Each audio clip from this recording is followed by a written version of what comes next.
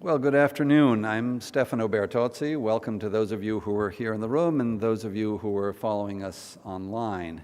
I'm a professor at the School of Public Health here at UC Berkeley, and it's my great pleasure today to introduce to you your speaker. But before I introduce the speaker, let me just tell you a little bit about this Hitchcock lecture series. Whoa, so and now I'm hearing myself back on, on YouTube.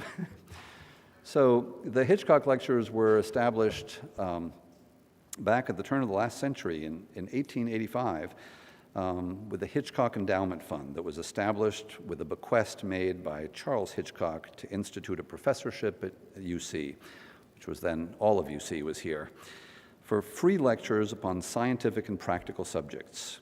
Dr. Hitchcock, his long-standing interest in education inspired this contribution. He was a physician and served as medical director of the Pacific Coast in the U.S. Army Medical Corps.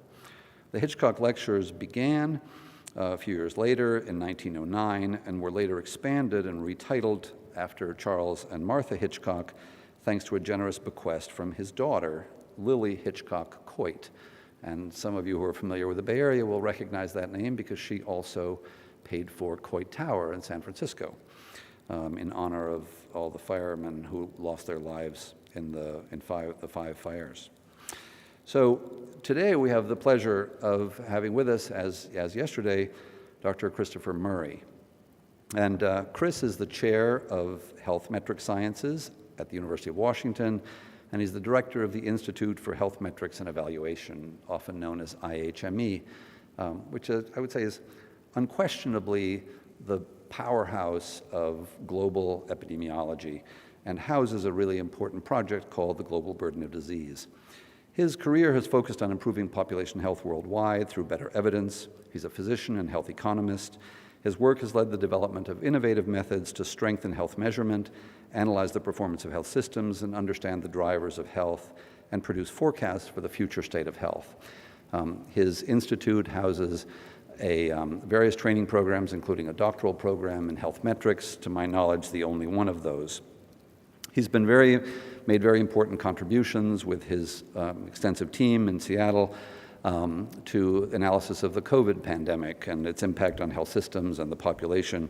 But as I mentioned before, he's probably best known for his contribution to the study of the global burden of disease, which I remember back in, I think it was 1991, in preparation for the World Bank's Global Development Report, Investing in Health.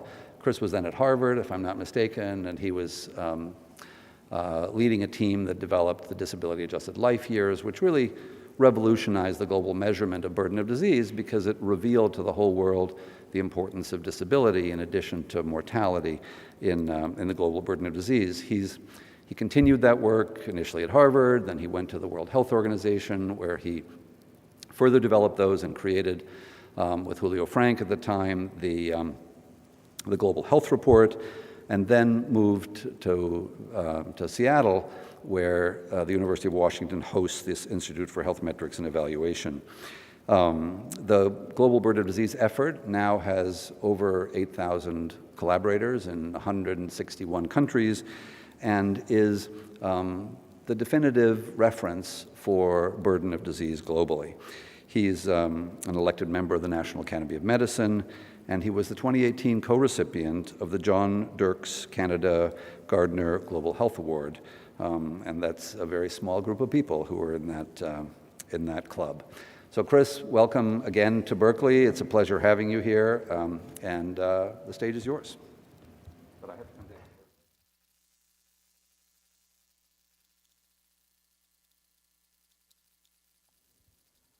Great, thank you. Can you hear me? Okay. Thank you very much, Steph, for the introductory comments. And I'm going to jump into a very different topic than what I spoke about yesterday. And this is a bit of an experiment, and I'll give you a little bit of context. There is going to be, or about to be launched, a Lancet Commission on 21st century priorities, or global health priorities. The idea is there's a lot of interest in pandemics, there's a lot of interest in climate, there's a lot of interest in what obesity epidemic might do or what conflict might do to health, and a long list of challenges that we face. And the idea of this new commission is to try to look across these threats once it gets up and running, which will be coming next year, and look for some common solutions. And so in the sort of preamble, and I will along with Natalia Khanum at UNFPA, co-chair this commission, and so I've been spending a lot of time thinking about what's coming and how our understanding of the past 70 years informs the next 70 years, as well as where are the main avenues for ignorance, uncertainty, and some of those also translate into opportunity. So a first pass, work in progress view of what are the coming threats. So this diagram, which I'll come back to in more detail looking from 2020 forward, but this is a figure for the last 70 years, from 1950 to 2020, or 2021 actually, for life expectancy. So this is not healthy life expectancy, this is not DALYs, this is just straight life expectancy at birth. And it's showing it by region. So the high income region is the black line at the top. The sort of brown line that started near the black line is Eastern Europe and Central Asia, and went through basically a 50-year period of stagnation, and then has now returned to recently some growth in life expectancy. And then you see places like Southeast and East Asia that have caught up dramatically during the period of the 70 years. You see Sub-Saharan Africa in red, which was always behind the other regions, and then dropped even farther behind, particularly due to the HIV epidemic, and then has been in a period of catch-up. And you can see the jagged dip due to the COVID epidemic. So there's lots of interest here in the past, and I think lots of people think about the future with some degree of pessimism. So to jump to the conclusion, or one of the first conclusions, which I'll try to back up in a little more detail, our modeling of at least the next generation out to 2050, and also when we run these models out to 2100, not shown, is one that is less progress than the past 70 years, but still progress. And so, you know, spoiler alert, even though we face many challenges, our current view, and I'll give you lots of reasons why that may be wrong, is that we will actually continue to see a period of progress during the rest of the century, despite the many challenges we face. A little deeper dive in the more recent time period, because it's a little bit of the warnings that we see out there that, you know, maybe we shouldn't be as optimistic as I'm saying. This is change in life expectancy in the last decade, excluding COVID. So 2010 to 2019. And the warning sign there's a number of countries that look red or orange where life expectancy dropped. And those are places that had conflicts. And there are places, like many states in the US and some states in Mexico, where life expectancy actually dropped over that interval. And so there are other things going on that are adding to those declines, and more on that later. So it's not simply that we've been on this steady treadmill of progress. We had the HIV epidemic, came up with solutions, and now we've had COVID. We've actually started to see slowdown and reversals in other places as well. This is the sort of where we stand in 2021. This is life expectancy at the country and subnational level, where we do subnational monitoring globally. And so we still live in a world with enormous disparities, both within countries, but clearly across countries, with low income or low resource settings, particularly in sub-Saharan Africa, with life expectancies still below 60, some even down below 50, although that is now quite rare, and life expectancies at the higher end that go up to 85. Forecasts. So here's that same diagram I showed earlier, our forecast, but now dividing for women or on the left, men on the right. And for both groups, we expect life expectancy after the recovery from COVID big question mark on that, to grow, to improve. And there should be some narrowing of disparities, but despite that, at least in the next generation, the models suggest, and I'll try to dig into why, there'll be catch-up for sub-Saharan Africa, but still huge disparities. So we won't see we're not even talking about the SDG era, we're talking right out to 2050. We still see very marked disparities around the world. Here's a little bit of a deeper look by males and females on the same plot now for the world, high-income countries, Eastern Europe, North Africa and the Middle East, South Asia with really marked progress, Southeast Asia and East Asia the same, more of a slowdown for Latin America, and then, catch up in sub-Saharan Africa, but not enough to close the gap. Here's models around causes of death, and I'm showing you now numbers.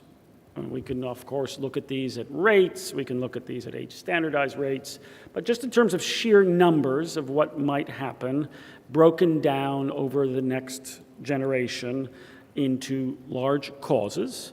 So at the global level, there's going to be a very large increase in the number of deaths due to cardiovascular disease. That's mostly population growth, but even more aging of the world's population, and then modest declines and some increases in some countries in age-standardized rates. Similar increase in cancers, similar increase in neurological disorders in bright green, and perhaps disturbing for those who work on maternal and child health, or particularly tropical diseases, if you look at the bottom right, which is our death forecasts for sub-Saharan Africa, there's still a disturbingly large number of infectious disease deaths in the bottom three colors right out a generation to the future, even though the rates are going down, but you have to deal with the fact that there's really marked population growth. Thank you. I'll try not to move. Now, population matters a lot. We published a paper that generated quite a lot of controversy about 2 years ago about alternative population forecasts, where we took our modeling framework both for the causes of death, age-specific mortality. I'll explain what's in that. There's an awful lot that goes into that model. But we also modeled fertility. And what we found out in our model for fertility was that we had a very different view than the World Population Prospects produced by the UN Population Division about the course of fertility in the coming century. And when you work that through into population forecasts, in our first pass at this, which is the dark green line, the published one in 2020, we had global population peaking about 2065. In the version we are going to publish later this year or early next year, global population, because there's been even faster declines in fertility in places such as India, we see the world's population peaking in 2060. Now, this has knock-on consequences for people who are interested in things like climate, of course, and more on that later.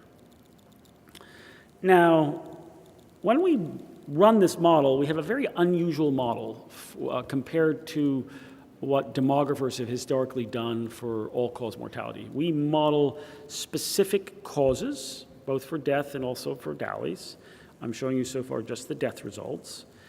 And we do that by first removing from the past the effect of all the known risk factors that we monitor in the GBD and their known relative risks, and then modeling what remains, which we call underlying or risk-deleted mortality, as a function of some simple covariates like education, income. And then depending on the cause, if we're thinking about road traffic accidents, we put in things like the number of cars.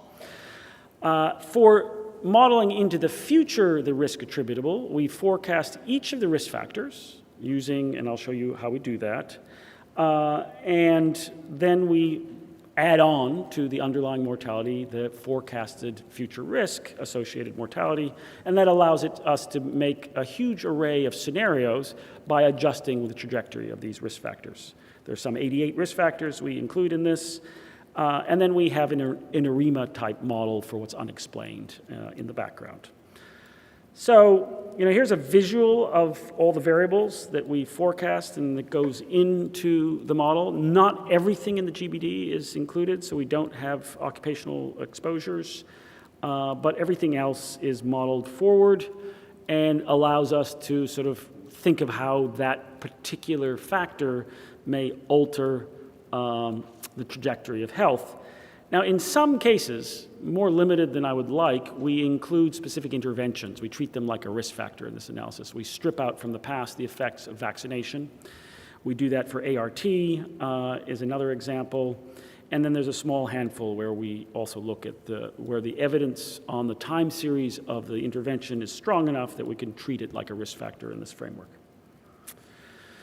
Now, how do we make those specific forecasts, let's say, for tobacco consumption?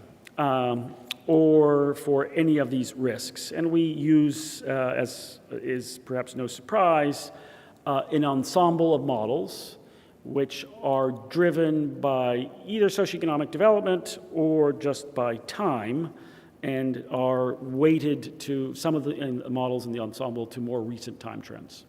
And we then do an out-of-sample predictive validity exercise to figure out what are the weights on these different models in the ensemble, and that generates our forecast for that particular risk. And you can see an example there for a particular place for water and sanitation. The black line is the true past, and then our forecasts are shown with uncertainty. Now, there's a big debate about our model because people in the demographic literature don't like the idea of making explicit the drivers of future health. They prefer to use time as a correlate for all those future changes. And that's a very reasonable strategy to use. It has real problems, though, if you think that there are, as we observe, for, let's say, obesity or for drug, opioid use, abrupt changes in time trend. So if you hope that the average correlation of all known drivers with time in the past will give you a good approximation of all those drivers in the future, that may not be a reasonable assumption, and certainly not one we think is reasonable. The other advantage of modeling the explicit as opposed to the implicit drivers, using time as your implicit correlate, is that you can then use these models to answer specific policy questions. You can try and change tobacco and see what it does. And the advantage of using the global burden of disease relative risk functions for each risk is we're not trying to do cross-country panel regression to estimate the effect of tobacco on lung cancer. We're getting that from individual level cohorts, or in the case of blood pressure, we're getting the relationship between blood pressure and ischemic heart disease from trials. So we use higher grade evidence on causality to get the relationship between the risks and the outcome and allow that to be built into the forecast framework. So in summary, our reference model says that things will improve. Inequalities will narrow but stay quite large. Population age structure outside of Africa inverts, meaning that we go from an age pyramid that was like this in 1950 for Portugal to like this, and now inverts. And so this inverted age pyramid has a lot of fiscal, economic, and social consequences, and that'll be a theme that I'll touch on in a bit. There's a huge shift towards NCDs, accelerating a shift we've already been observing for the last 30 or 40 years, and slowest progress, which I'll dig into in some detail, on many fronts, as well as the greatest risk for some of the threats on the horizon, is in the Sahel. Okay, now I'm going to go through a whole series of factors that may make those forecasts wildly incorrect, and also create opportunities for us on a policy framework to think about ways to hope that we can steer the course towards, the better scenarios and away from the worse scenarios. And I'm going to run through these. And this is going to be quite discursive because this is really work in progress. So since COVID is in many of our minds quite dominantly, and even if it fades rapidly, it's still something that we should be thinking about pandemics. And the way our model works is we are just sampling these events, whether they're earthquakes, pandemics, wars, from the distribution of those events for a country in the past. So it's an absurdly simplistic view, which basically says your past experience gives us some information about the probabilities in your location for future events. So there's a tail of the distribution if you've had a conflict or you've had a big COVID impact in our model that gets spread over each year in the future because of the way we do that sampling. Now, if you want to think about ways both to modify that risk as well as what might be policy options or drivers, we need to distinguish things that may be relating to the event rate. In the case of pandemics, perhaps zoonotic transfer, could be bioterrorism, the factors that go into the initial spread, the one that probably got us the worst globally for COVID, which is not acting when the signal became clear for a very long period of time. And so there's this response delay in effectiveness of response. And so if you think back to COVID, was it slow detection or slow response? And I think arguably, if you go and look at the ProMed report for a respiratory process in Wuhan, that was on the 27th of December. And it took an WHO 35 days to declare a public health emergency of international concern. And it took, again, another 20-odd days or 21 days for Italy to lock down Lodi province, and then the rest of the world started to act in March. So detecting the COVID 2 or 3 days earlier probably wouldn't have changed much, because the real issue is what happened in those first 5 to 10 weeks, and why did we not act in a more coherent way. Everyone wants to know, for thinking about future pandemic risk, about does preparedness help?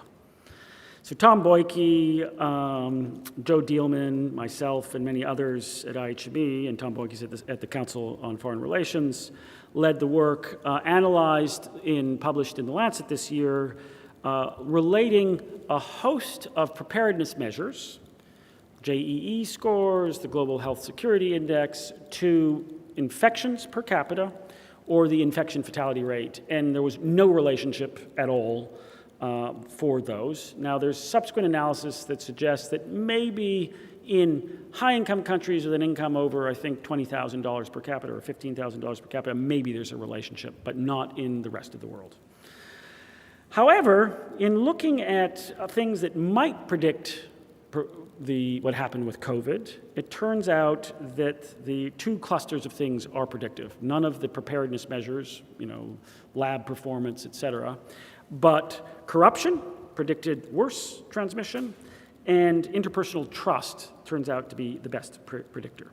So societies where trust is high, perhaps following the evidence available at the time, ended out with lower cumulative infection.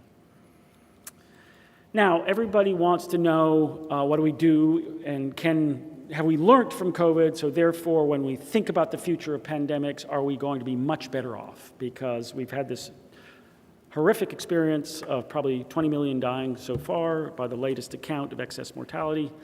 And we surely have figured out how to manage these pandemics in the future. And so one of the big questions that everybody is interested in and is very hard to figure out is, did social distancing mandates have an impact? And if you do the traditional analysis, which is on the left-hand side, which is daily infections against intensity of mandates, and this is one measure of all the mandates together, there is a statistical relationship, but it's not particularly great. And then if you look at cumulative, which gets around endogeneity, and that's a separate discussion to a substantial degree, you end up saying, yes, mandates really had an effect. If you want to ask which mandates, it's very hard because the collinearity between all those mandates is so high.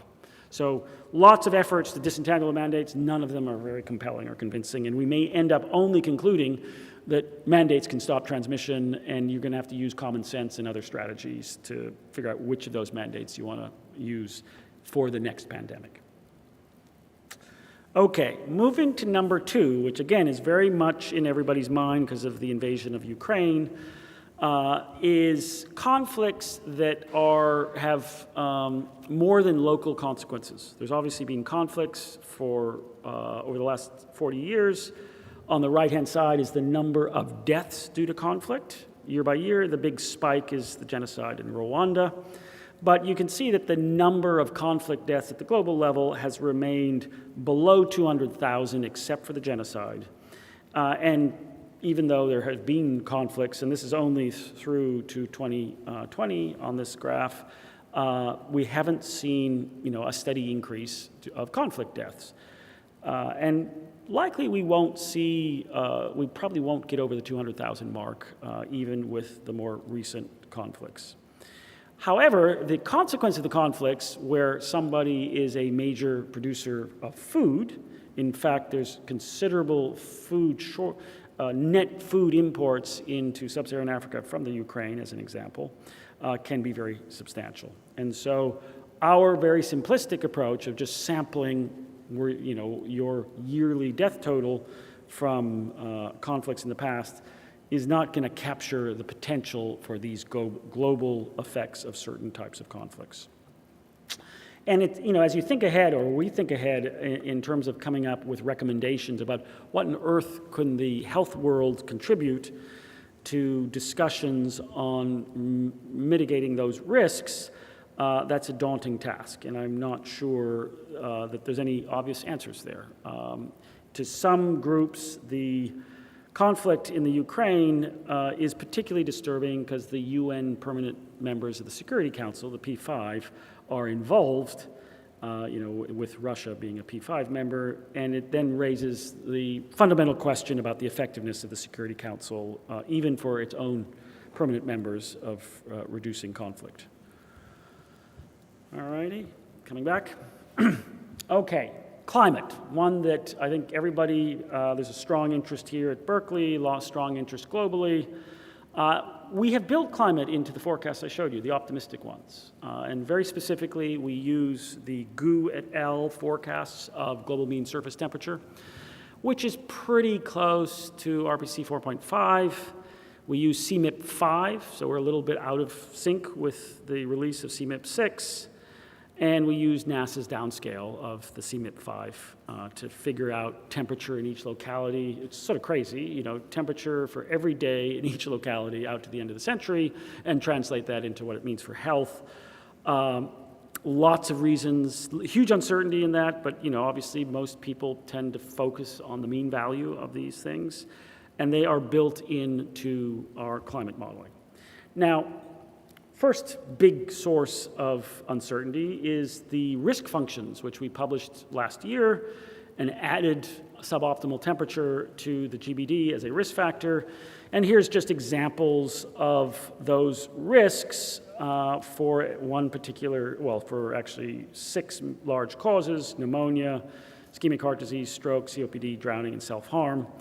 And then we end up with different curves based on your mean annual temperature, because it's very clear in the data that places that the mean temperature is higher, that whole curve shifts to the right. So the bottom of the risk curve actually tends to be very close to the mean temperature where you live, reflecting both physiological, social, and economic adaptation. But those get factored in, so we've built into our forecasting the adaptation that will slowly happen as mean temperature goes up, and despite that, we get quite considerable mortality from heat in the future. However, I think there's a lot of debate and discussion to be had about which causes of death got into this analysis, met our inclusion criteria, and then what do you do when temperature goes beyond the observed range that we had available to fit these curves to. And that gets to this really key question of habitability. There is not a very good statistical analysis yet of habitability. i.e., when we analyze risk, we are excluding all the places where temperature is so high people don't even live there, right? So you have this sort of giant missing data problem. And one of the limitations of just running a very simple habitability model is that we don't actually currently in the world have a good map of where people live, which is sort of extraordinary for 2022. You would think we would know where people lived around the world. It's going to turn out to be, there are attempts at it, they're just not very valid in the validation exercises. And we really desperately need that to strengthen both our understanding not only of habitability, but food stress, which communities, think the Sahel, or which specific places will be the first to be affected by climate stress. Now, the other thing that we want to recognize up front is that in the climate world to date, there has not been an attempt to forecast probabilistically what are the likely policies that will be in place over the next generation or two. You just specify the policy and then run a model forward and say what that does. And fortunately, there's a group here with very strong links to Berkeley, the Climate Impact Modeling Group, that will hopefully fill this niche for us, and we will adopt when they release their probabilistic model of mitigation policies and build that into our future scenarios. But probably that won't change our reference scenario from what we understand from them. Okay, so climate's there, it's in the model. It's not strong enough so far globally to stop that positive trend, but certainly can be, and the country-specific parts, we can see major effects in some places like the Sahel. Fertility turns out to be important through population for climate as well, because the loop from what happens to fertility and mortality from climate to population back to greenhouse gas emission is missing in the modeling to date, and that's something that will help our understanding. But I'm going to spend a little bit of a deeper dive on fertility because it's so interesting and probably has such a profound effect for the future. So here are some visuals. These are heat maps of age-specific fertility going back to 1950 and out to present. And top left is Korea. The green color is low fertility. The red is very high birth rates for women in those specific age groups. And start with Korea. If you look at a column, that is the total fertility rate. You just add up the fertility in each age group, and you get the TFR, an indicator that many people may be familiar with.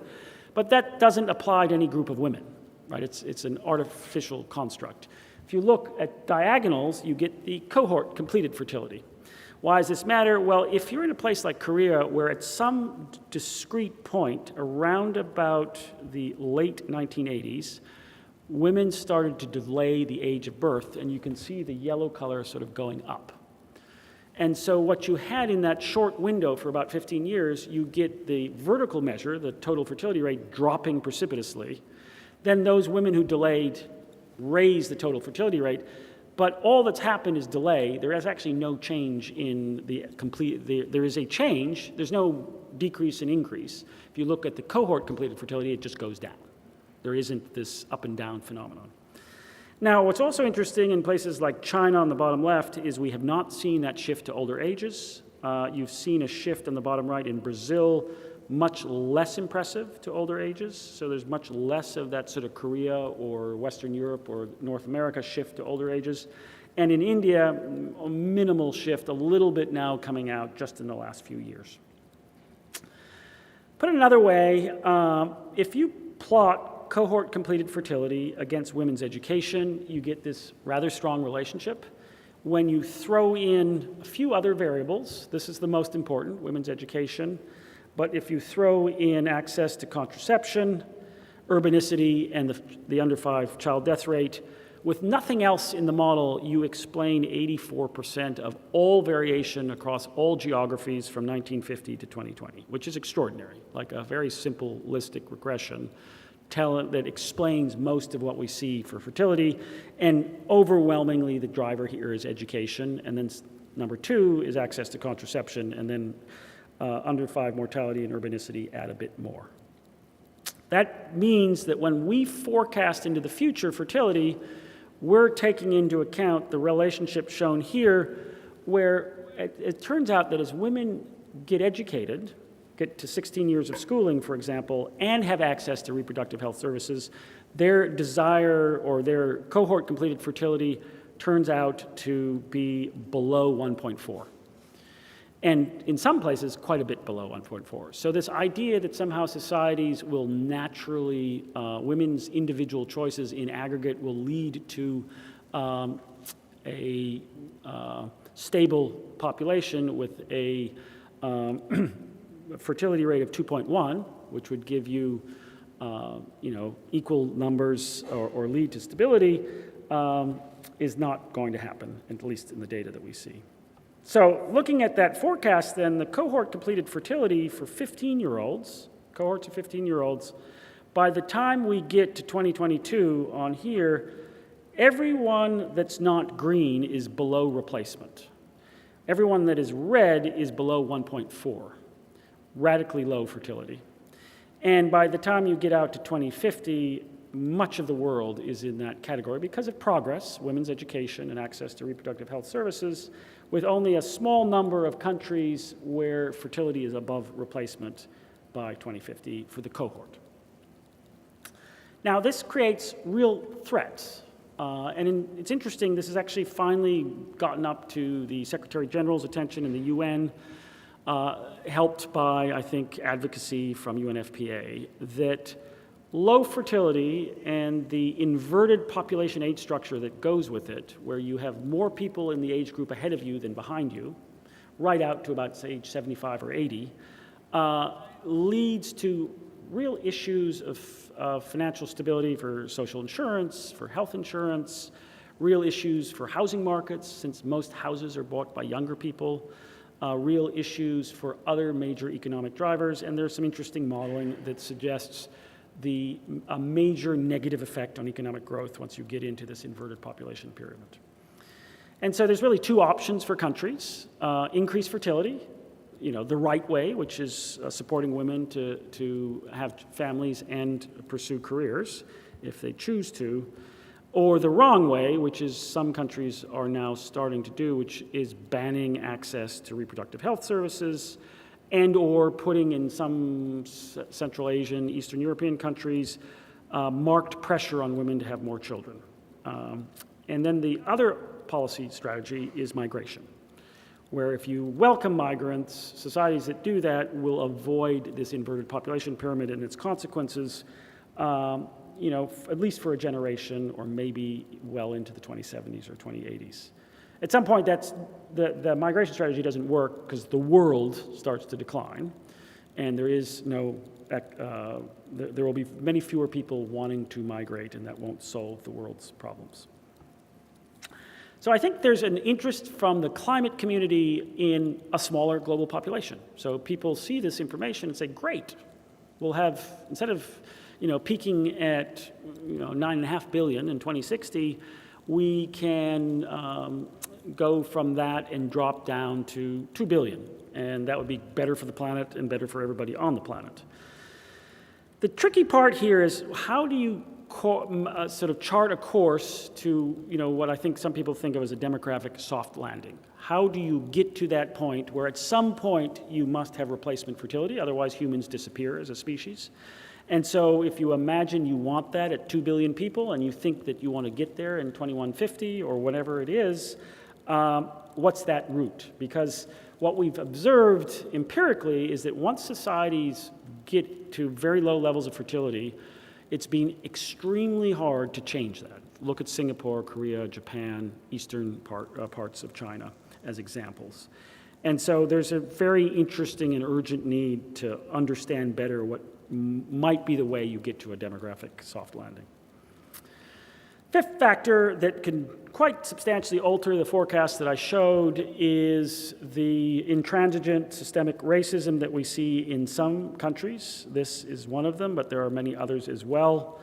And our forecasts are done at the state or national level, and we have not been forecasting by race or ethnicity, because if you do that, you see quite different trends in some cases. Here's an illustration from ongoing work that Laura Lindgren-Dwyer leads at IHME on looking at county race ethnicity.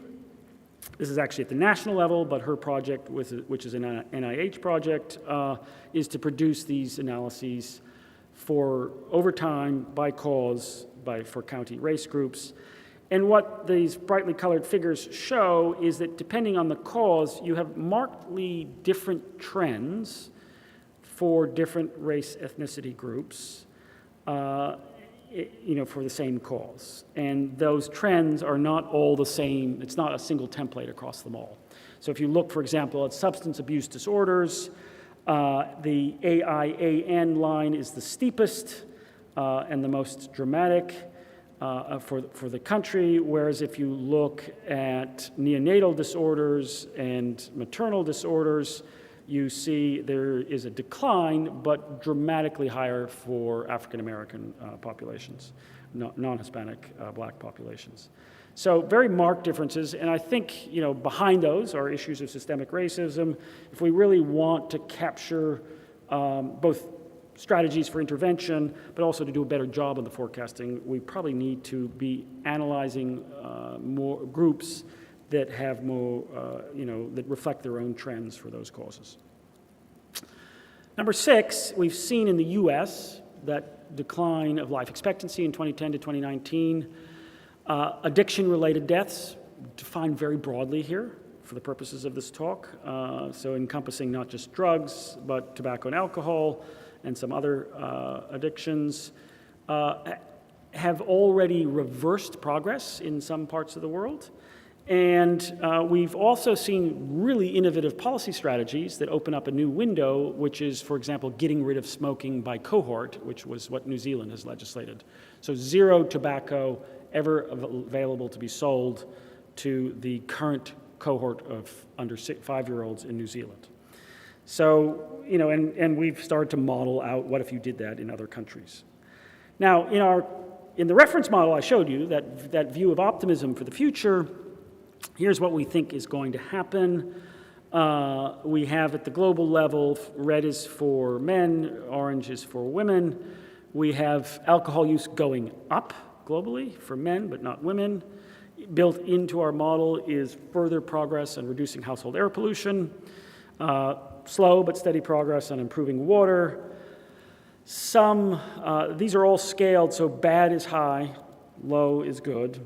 For the risk factors, this is a thing called the SEV, which is an attempt to create a universal measure for continuous and dichotomous risks that allow you to compare across them. That's useful for the modeling. But we actually see diet getting worse, not better, smoking declining at a slow pace, ambient air pollution getting worse, not better. I think there's a lot of debate about that. Hopefully that's open to regulation. Sanitation improving, some aspects of diet getting better, like fruit, and then critically, obesity just going up. Now, we've seen a lot in the GBD, also in the forecasts, about the role of air pollution. It is one of those drivers that we think may be getting worse, at least for ambient, PM 2.5, even if it's getting better for household. And when we dig more deeply into the trends for ambient air pollution, the big driver of things getting worse at the global level is on the bottom right, which is the trends for South Asia. Meaning, as this both is uncertainty for the forecast, but it's also opportunity, a concerted effort around PM 2.5 in South Asia would actually change the global forecasts quite substantially. And we do see rising ambient air pollution in sub-Saharan Africa as well in the modeling. I won't go through the detail here, but as you start to think about the physical environment, there's a much more prominent role for regulation than in many of the behavioral factors that we have to worry about for the future of health. So it's a very attractive area for changing the course of those risks, including the links to physical activity, which is another risk that we model.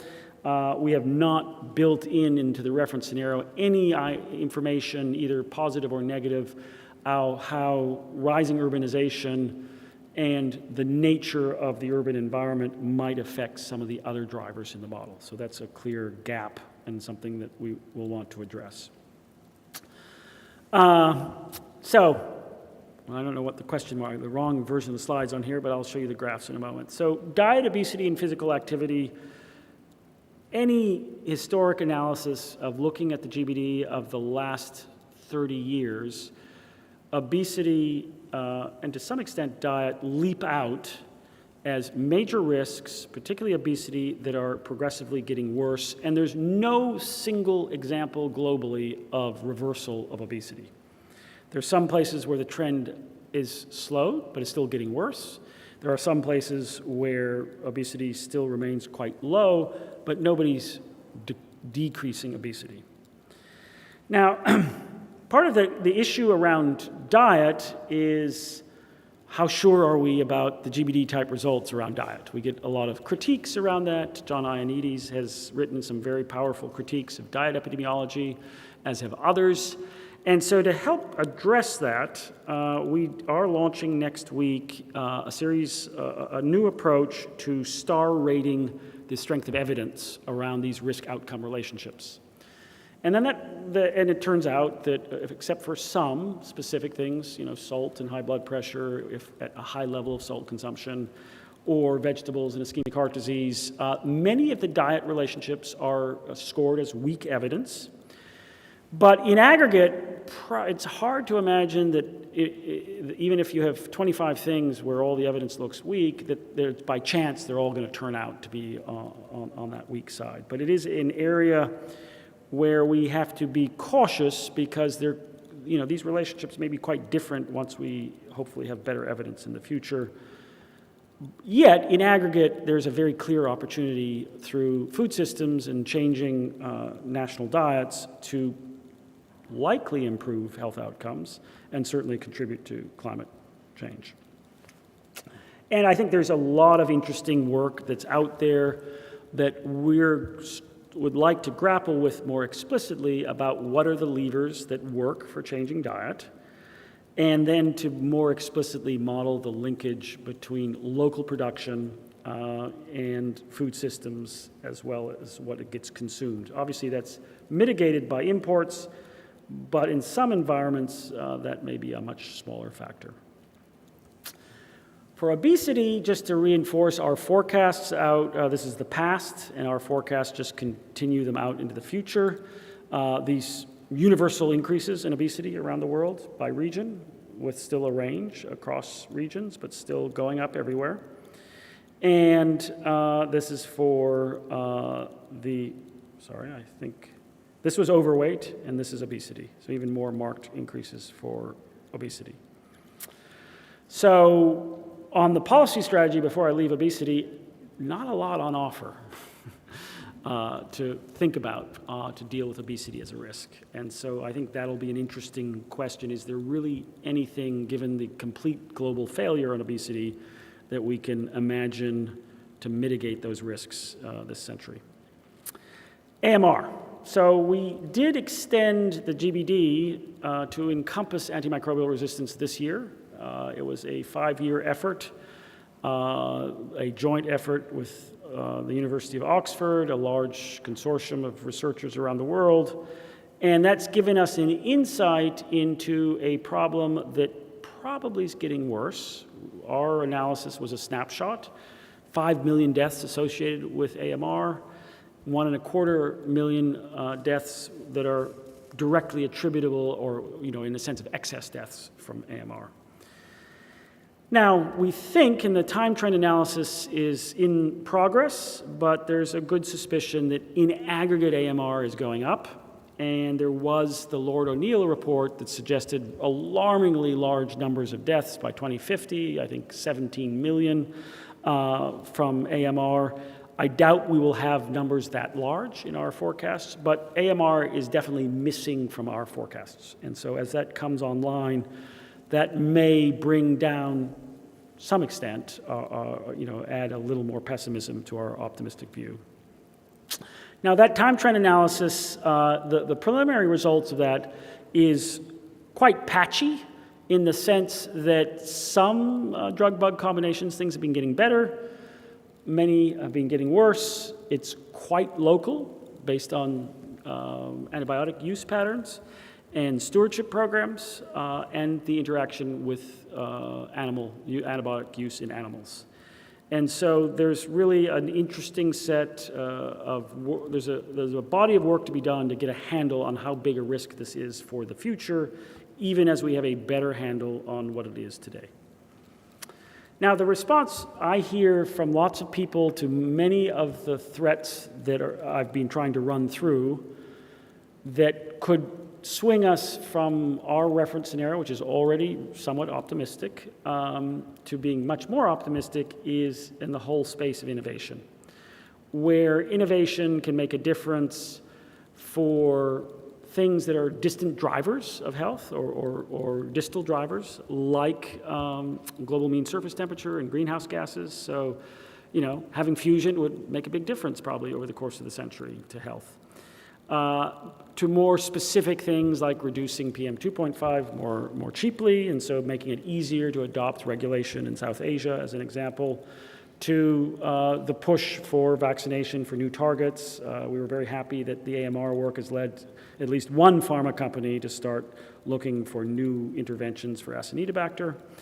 And then, of course, the array of drugs. And there's some interesting ones that maybe people haven't thought about as people started to see a glimmer of hope on pharmacotherapy for high BMI. Maybe new drugs will come that will be more tolerable at a wider spread level that open up new strategies for dealing with that particular threat. Last, let me end with this issue for the Sahel.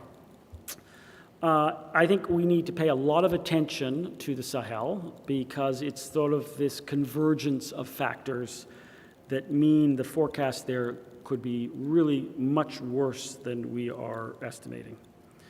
So we've done a lot of geospatial work. This is work led by Simon Hay at IHME and a large team that have done geospatial analyses, and I'm borrowing from a series of papers that he and colleagues have published in Nature. This is wasting, and you can just visually see on the maps 2000 on the top left, 2010, and then 2015, that while there's been huge progress in places like DRC for wasting, we still have a very marked belt of wasting right across the Sahel. And I'm using the Sahel in an extended sense, not just West Africa, but through South Sudan and over into Somalia. So people call this the Sahel Plus. Same thing for child mortality. Bottom right is 2015 child mortality, and while there's been huge progress in most of Africa through the other time slots on the maps on the left, there's still high rates. There's been a lot of progress, but there's still this band of high rates across the Sahel countries.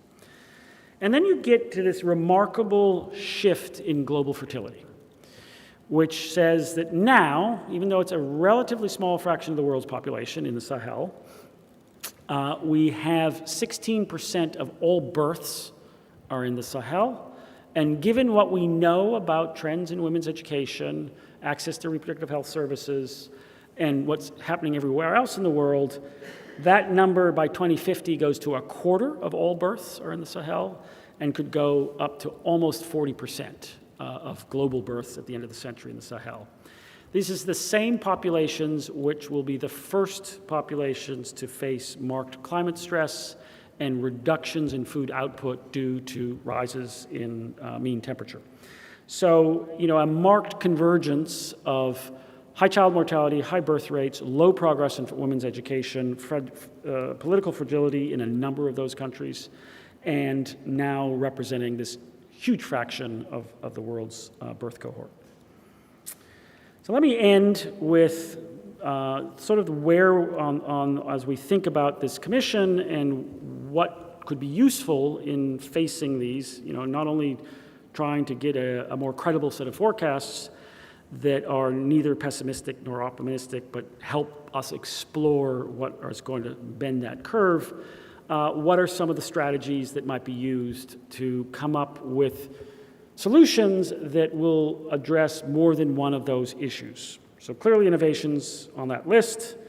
There's an argument that says that we're in an era where regional cooperation, as opposed to strictly global mechanisms through the UN or Bretton Woods, is already playing a greater role. Think of the role of Africa CDC in the COVID pandemic in Africa.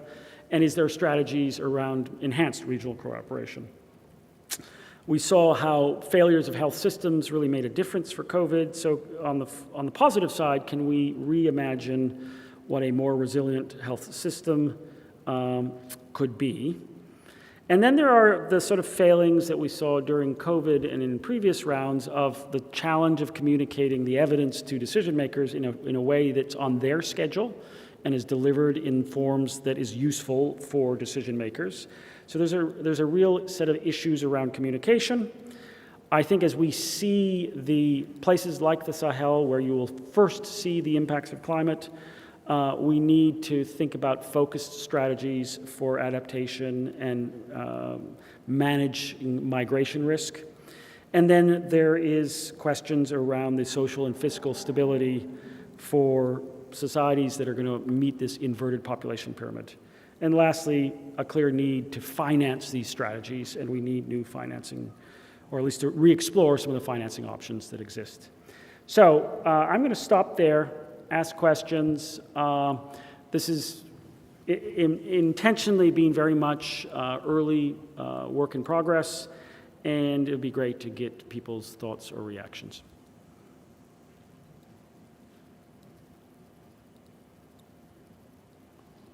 And I think Steph has a phone. I have a phone because I have the online chat. But you go first, and then So, Chris, very elegant and very sobering. My question is, Steph told you I teach an Introduction to Epidemiology course to MPH students, and I currently get quite a bit of pushback about obesity being a problem, a health problem, and getting into issues of fat shaming, and the notion that obesity itself is in fact not a health problem, but it's the fat shaming that causes ill health. And I'm wondering if in your work on obesity, you've confronted similar pushback about even labeling it as a problem. You know, we're happy to adopt any name that people prefer. We actually in the GBD call it high BMI, not obesity. So we've never actually used obesity as the label. But the evidence on high BMI in a range of cancers and cardiovascular outcomes is utterly overwhelming. So there isn't any question that high BMI is bad for you. There is one risk outcome that I think gets a little bit of debate, and that's around esophageal cancer. And then the second one is this slightly strange bottom of the risk curve for dementia, which is probably just reverse causation. So those are the two little outcomes, but for the big outcomes from high BMI, you know, some of them are quite high star rated relationships in our star rating system. The idea that risk is driven by, fat shaming, I have seen no, compelling evidence that would suggest the specific cancers driven by high BMI or the cardiovascular disease is related to that. That's its own separate problem that society needs to manage, but it is one of the bigger drivers. As you look back the last, when you do the risk deletion, it is one of the more important determinants of the last 25 years. It really is.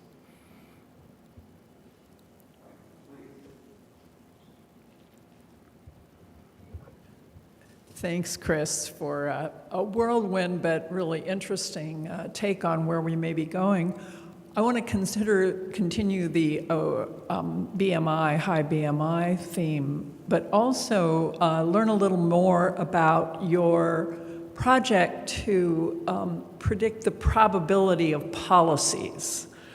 And specifically, I'm curious as to how you might go about that and with a case study for the United States where we subsidize foods that contribute to the high BMI problem versus, as you suggested, subsidies for vegetables and fruits.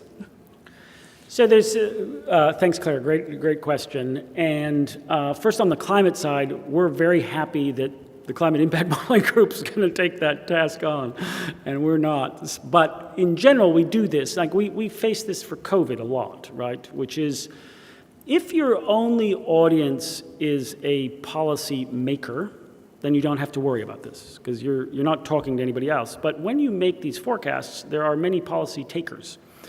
So it's not useful for them to say, well, if the government does this, it might be this, and if the government does that, it might be that. They actually want to know what's my most likely outcome. So think economic forecasts, right, which are clearly driven or impacted by policy, but IMF, World Bank, OECD make economic forecasts. You know, this is what we think will happen because they build in some probabilities around what will be the action of central banks, for example, into their economic forecasts.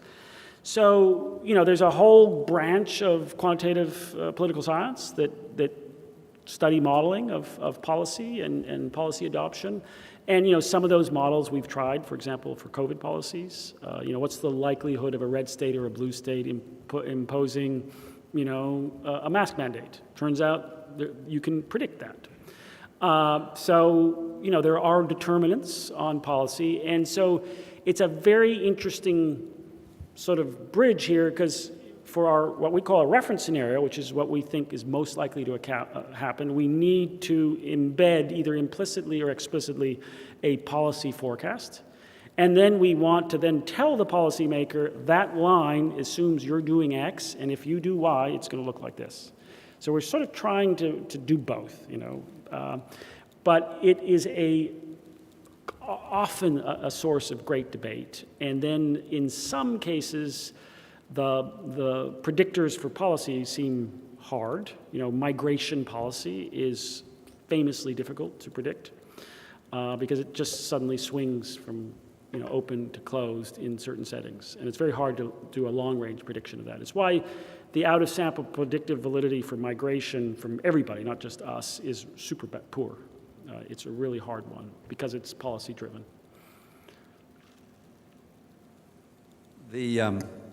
On the climate side, you talked about the effects of heat, in particular on the Sahel.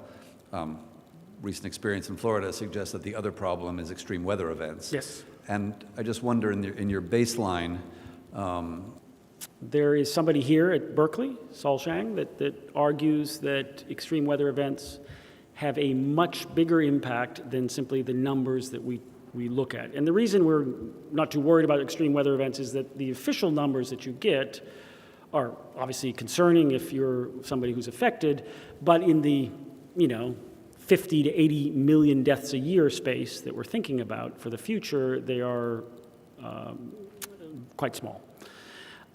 If it turns out there's bigger long-run effects from hurricanes or extreme weather events, you know, mediated through many mechanisms, including like depressed economic growth, then that may be something that we will want to much more explicitly try to capture. But it's missing from our reference forecast. other people to come up, but the other one, would you mind going back to the life expectancy by sex? Sure. In different places, the double curves going up. No, the ones that show the male-female, sorry, next to each other. Yeah, that one. The lower left one is South Asia. Yep. And it just, this is from me, but this just made me think for the first time that the relative life expectancy between men and women is an indicator of the status of women.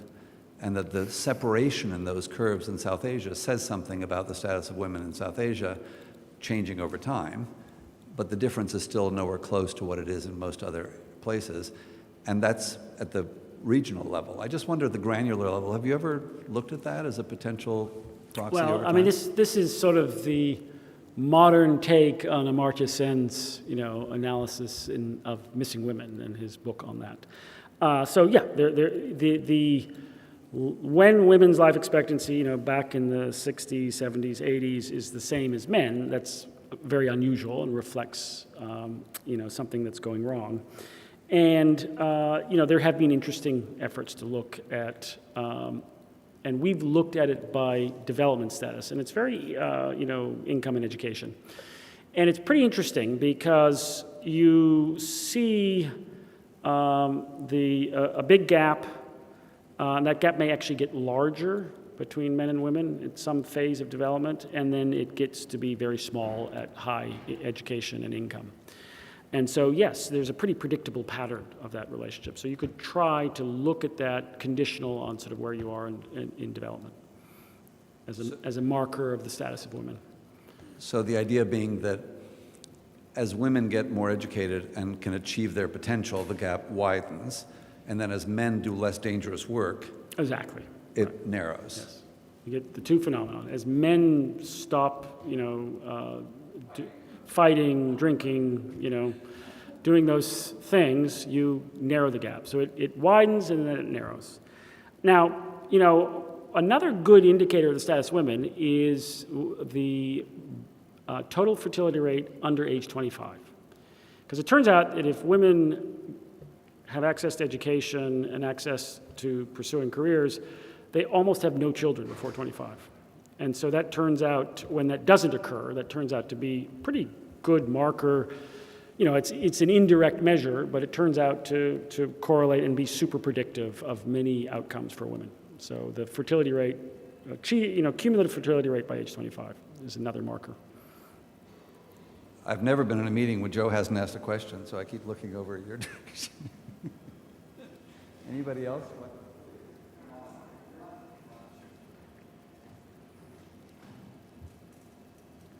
So some of these factors like fertility are dependent on per capita income. I was wondering how sensitive the models are overall, or the scenarios are overall, to forecasts about per capita GDP over the course of 70 years, and how confident are you of those forecasts? Not very, but I'll come back to that. So for fertility, it turns out that income drops out of the models. It doesn't actually have an independent explanatory factor.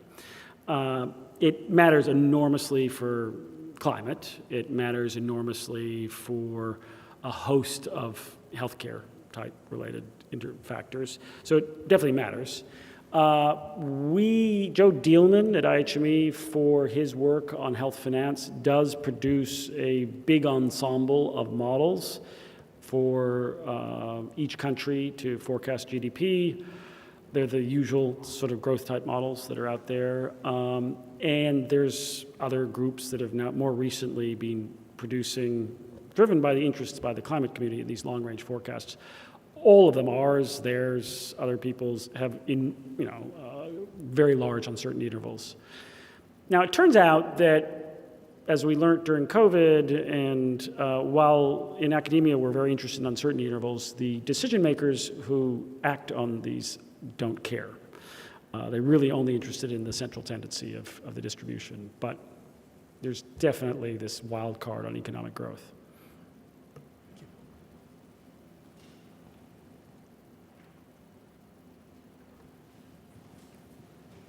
So earlier you were talking about that trust in government and public health institutions, it leads to better responses to public health crises. I was wondering if you had, or if there were any certain determinants of trust in public health? That's a great question. And there are people who study trust. I'm not one of them, but part-time with us, Heidi Larson, who's done a huge amount of work on vaccine confidence. And also, what can you do to intervene to build trust? And I think there are proposals about how you do that. I don't know if there's data on whether they work, but it's given this very unusual, it's a really strong predictor. It comes through all sorts of models. And so hard to imagine that it's not something that will turn out to be important if we can find ways to build trust. That's really interesting. Also, for the Sahel and the I guess the speeding up of births per capita and in relation to global births, does that take into account child mortality rate possibly decreasing, or? It does, it does. So that still leads to. It's already built into that forecast, yeah. I mean, it's the only part of the world where the decline in fertility has not started. But it's not unusual because there's been very little progress in education in those countries for women.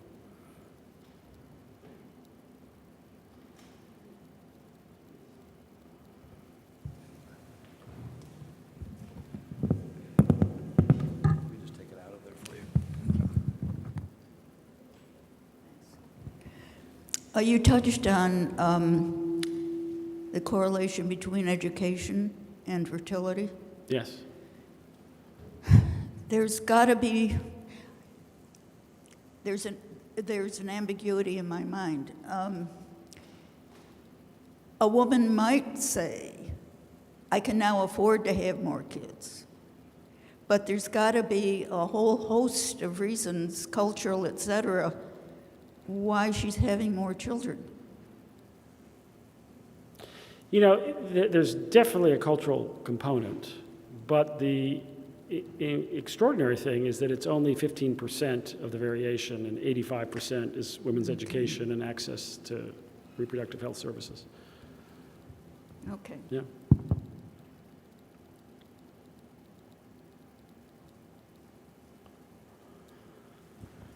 Thanks, Chris. This is on the communication front. I'm thinking about how, given sort of the uncertainty we're all interested in and communicating that to stakeholders, whether that's policymakers or the media, how you all kind of approach changing estimates and evolving science in communication strategies. It's been, in the household air pollution world, as our estimates have kind of bounced around a little bit, it's proven to be one of the things that people ask a lot about. Why was the number this many million this year and that many million the next year? And my take has always been, well, it's a bunch of people. Let's not worry about the exact figure, and the uncertainty bounds always overlap, and then their eyes glaze over. So I'm just curious how you all approach some of those conversations. You know, I've had lots of conversations with decision makers about, you know, distributions of results, or, you know, what's the benefit of one policy over another. And it usually boils down to the fact that they will simply say, what's your best estimate? What's your best number? Because, and there's good theoretical reasons. If you're risk neutral, that's the rational behavior. You know, if the social welfare function is linear, then it's super rational, right? So there's very little interest in uncertainty. It turns out that uncertainty is largely an academic version of, you know, CYA. So that if somebody can't come back and say, you were wrong, you say, no, I had these giant uncertainty intervals, so it encompassed every possible future. And so, you know, there is this huge disconnect between us on the academic side, who really, for sound reasons, care a lot about trying to characterize uncertainty and being transparent about that, and then the users don't. And I don't think we're going to change them. We just need to be cognizant of that, you know, they have to take a choice, and they're probably going to act on the mean estimate.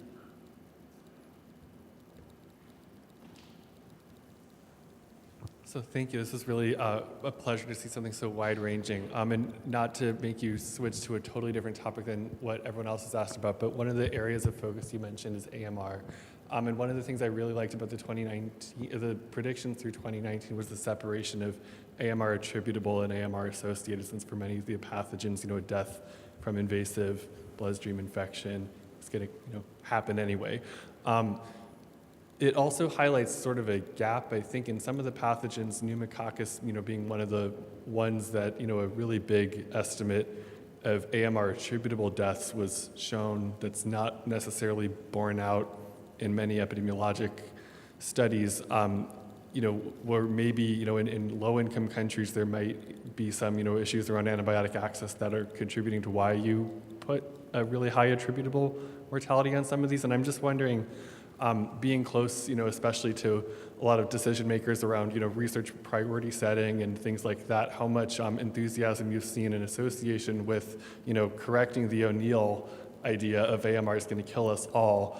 And also studying, really how many deaths, especially in, sub-Saharan Africa, South Asia, places where we have recognition of, growing an extreme problem of AMR, like how much interest there's been in real, I'm thinking, GEMS or CHAMPS scale, large Gates kind of studies of, the attributable burden of AMR in mortality. There is a very active group advocating for AMR, and I think the global champion is Sally Davies at Trinity. And they've been, at least with the last round of work, pretty good at getting AMR on the sort of G7 agenda. And then Sally was also very instrumental in getting the UK government to invest through the Fleming Fund in a lot of new surveillance data, other types of studies. So that's all been good. I think that'll continue at least for the next 3-4 years in the UK. Wellcome is also pretty committed. I haven't seen much else on investing on the AMR surveillance front. There's looks to be even more data than has been there before being collected by some of the pharmaceutical companies. So there is some, I think there's some hope that we'll see more data. The big challenge that we had on the AMR analysis is that most of the data for sub-Saharan Africa comes from, the vast majority from hospitals, and a good chunk of that from referral hospitals, and then you have to sort of correct for that bias. And maybe that wasn't, you never know, right? Because there is a real paucity of community level studies for AMR. We've more recently, in stuff that is yet to be published, used more CHAMPS data, and we've been looking at other sources, particularly breaking down different age groups for under age 5. And not surprisingly, the patterns are very different after about the first month of life. So more to come, but I don't know if we'll see a big jump in data quality. I can't help but hope that an improvement in surveillance for outbreak events and fevers of unknown origin, et cetera, can also, as a secondary benefit, help on the AMR front. I wanted to ask you about you talked about increases in spillover events, which I think is very clear, whether it's deforestation or whatever. I think deforestation doesn't explain nearly as much as it should, or that we think it might. But the escalator going in the opposite direction is our improvement in detection and containment. And I'm just wondering where that comes out in terms of your projections. Does the increased spillover end up dominating, or does the improved detection and containment end up dominating? So in the reference scenario I've got is super naive, and so it's basically saying what has occurred in the past will continue in the future. So that, or to put it in your language, those two forces will balance each other out. So that...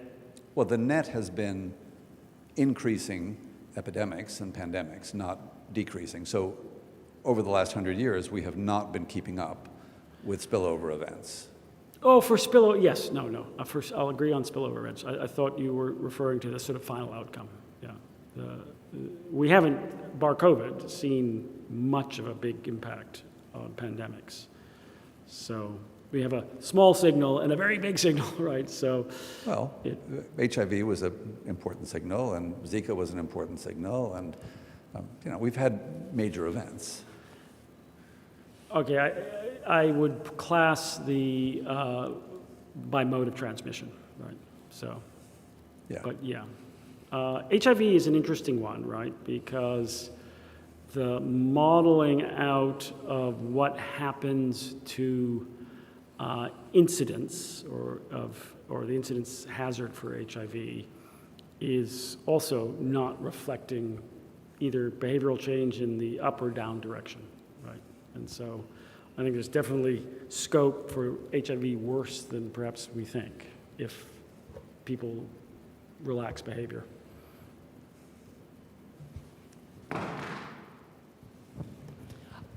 I wanted to hear you explore a little further the way that policymakers might be convinced to consider the uncertainty a little more accurately. And specifically, I've been involved in the California climate policy area where they do some fairly sophisticated modeling of roadmaps to get to a greenhouse gas emission strategy, which appear to give these sort of clear answers as to what will happen, but does not incorporate any of the underlying uncertainties or inadequacies of the modeling, particularly impressive in the natural and working lands emission area. And so I've sort of been playing with, I mean, some of it is the way you describe using your modeling where you can look at alternative outcomes with different assumptions or different policies. But I'm also wondering if, you know, maybe policymakers like to get a clear answer, like this is the way it is. But I'd be more comfortable if they knew this was, you know, you basically almost gave a star rating to the level of your policy recommendation. You know, in one discussion I had with, I won't name them, but a policymaker, the question was turned back to me, which was, okay, here are these two lines, and, you know, wearing masks or whatever it was looks better than that one. And then you give me two lines that look like this. What do you want me to do that's different? And I don't think there's an answer that's different, right? So then it really, at least in that context, became it's our comfort level, not theirs, right? So unless you can come back, and I keep thinking about this because there are specific cases you can, but in most cases it's pretty hard to come back and say, you should do something different because the uncertainty intervals are wider. And that's sort of the test, right? Is there an actionable thing for them that goes along with the wider uncertainty, or is it just us sort of saying, you know, don't blame us if you make that choice because we're not exactly sure. I think with the one exception being that sometimes it speaks to the value of information, and if you could reduce the uncertainty interval, you would reduce the likelihood of making the wrong decision, and that speaks to the value of information of... I think there's a completely different audience on the research funders where uncertainty is probably the most interesting thing, right? Where if you don't really know, that's where you want to put your money for. But I would box up the research funders in that different category. So I completely agree that that's a group that is sort of, and ask, right? You get that question, like, where are we least sure? One thing that people haven't picked up in the questions is the sort of shocking overweight and obesity trends. I mean, it's just, you know, my parochial view of Mexico and the US, thinking about it as we're the sort of extreme versions of the obesity trends. But in fact, it's universal. And I just wonder, it seems to me that we're making so little progress on understanding the determinants thereof that do you see any sort of major movement of, you know, massive research efforts on that? I certainly don't see it from the Gates Foundation, your nearest neighbor, but I find that to be the most striking thing that you presented today. You know, I think amongst the risks that are big, it's the most alarming trend, right? It's the one big risk in terms of attributable mortality that's really, you know, air pollution is getting worse, but it's getting better in most places and it's concentrated in certain parts of the world. But obesity is getting worse everywhere. And so I think it is, there's probably less discussion of it now than there was 5 years ago. Well, but also, I'm optimistic that South Asia will not follow that path and that it will change its trajectory. At least there's a future that I can imagine of that. I can't imagine the future that reverses obesity because none of us know how to do it. No, I mean, that's why the ease of regulation for air pollution is an attractive target. But for obesity, it's pretty darn hard. And, you know, there's been various reports that make recommendations, but if you dig into what's behind them, they're usually grounded on some very small studies where there was success in one school with one intervention. And, you know, you've got to try something in a setting where it's just overwhelmingly getting worse. But I do think there should be a whole lot more, you know, effort to find solutions. Going once, going twice. Hi. So I was wondering if water quality or water scarcity is built into the models in respect to migration or conflict or health.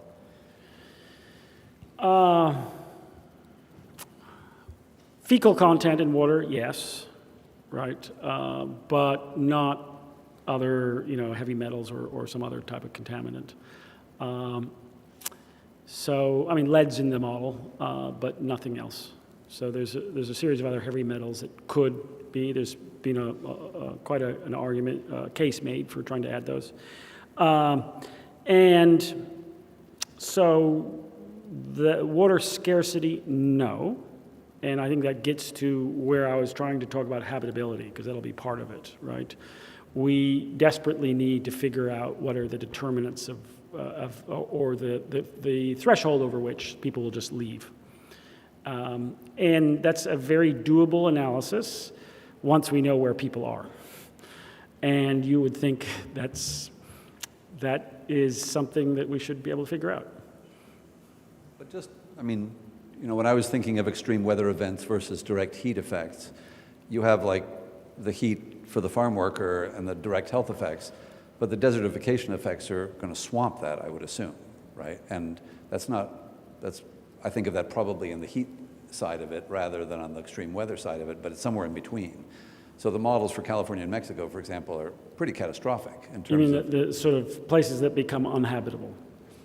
The places that stop having water and therefore stop producing agricultural products, and, you know, we still can live in Arizona, but you can't grow much in Arizona. Yeah. And those kinds of effects. I think the food stress part due to heat and drought are super important. They're not explicitly modeled, but that is something that I think that we would really like to capture that. You know, this whole sort of, if you want to put a big rubric over it, the whole food system aspect to you know, what will happen with climate change. Because I think that will be quite large. I totally agree. And not well represented here. Yeah, and what I haven't seen discussed before is, I mean, heat makes water evaporate more, so presumably there's more rain net. And the question of what are the changing patterns of, are there places that benefit from? Yes, Canada. Canada. Russia. So, did I see somebody else raise their hand? No. All right, well, Chris, thank you very much from the online audience and the in-person audience. We really appreciate your coming. Thank you.